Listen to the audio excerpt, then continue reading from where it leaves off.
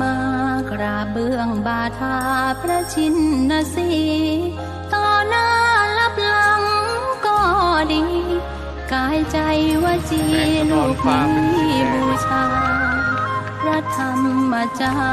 พระสงฆ์เจ้าเทพพรหมเทวาสิ่งศักดิ์สิทธิ์ทั้งดินและฟ้าปู่นาคา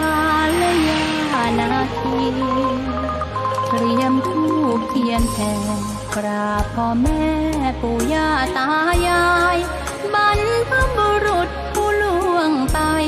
พระเพลิงพระพายพระแม่ธรณี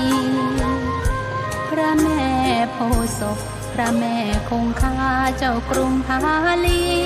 อีกทั้ง108 ฤาษีพระภูมิเจ้าที่ลูกขอ